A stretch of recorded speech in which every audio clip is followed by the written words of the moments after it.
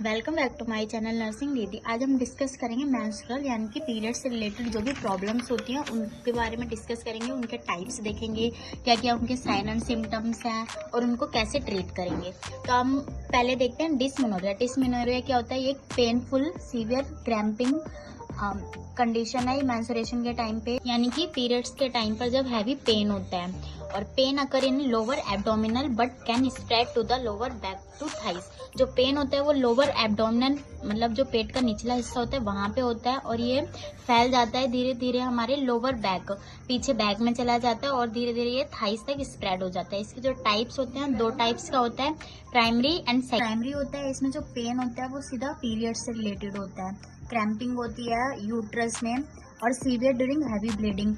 Primary जो हमारा types होता है इसमें पीरियड्स के टाइम पे हैवी ब्लीडिंग होती है और सीवियर पेन होता है। और जो सेकेंडरी होता है ये menstrual related pain that accompanies another medical और फिजिकल कंडीशन। पीरियड्स के टाइम पे पेन होता है लेकिन अलग जो हमारी मेडिकल कंडीशन और फिजिकल कंडीशन, कोई डिजीज कंडीशन हो गई तो उसकी वजह से भी हैवी पेन होता है और हैवी ब्लीडिंग होती है। इसके फिर देखते हैं कॉजेज, किन किन वजह से होता है। प्राइमरी में आ गया प्रोस्टाग्लैंडिन्स।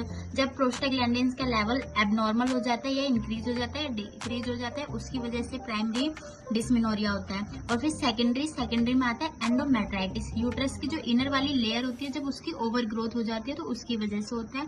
फिर आता है यूट्राइन फिब्रोइड।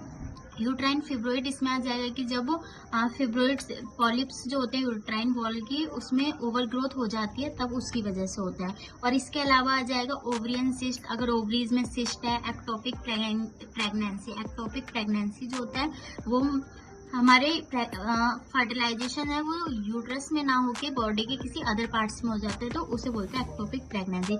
इसके अलावा पीआईडी यानी पेल्विक इन्फ्लामेटरी डिजीज। जब पेल्विक इन्फ्लामेटरी डिजीज है तो उसकी वजह से भी डिस्मेनोरिया होता है। फिर हम देखते हैं इसको ट्रीट कैसे करेंगे।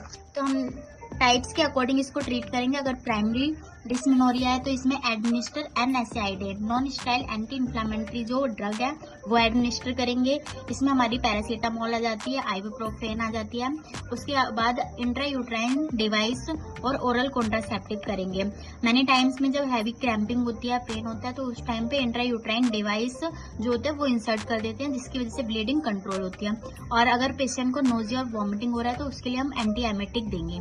फिर सेकेंडरी ट्रीटमेंट कैसे करेंगे। सेकेंडरी में इसमें हम पहले जो हमने टाइप्स में देखा था कि अदर फिजिकल कंडीशन और जो मेडिकल कंडीशन है उसकी वजह से होता है। तो पहले हम इसको डायग्नोस्टिक करेंगे, जो भी डिजीज है उसको फाइंड आउट करेंगे। उसके बाद लैप्रोस्कोपी करेंगे जिससे डिजीज जो है अच्छे से फाइंड आउट हो जाए और ट्रीट अकॉर्डिंग टू डिजीज।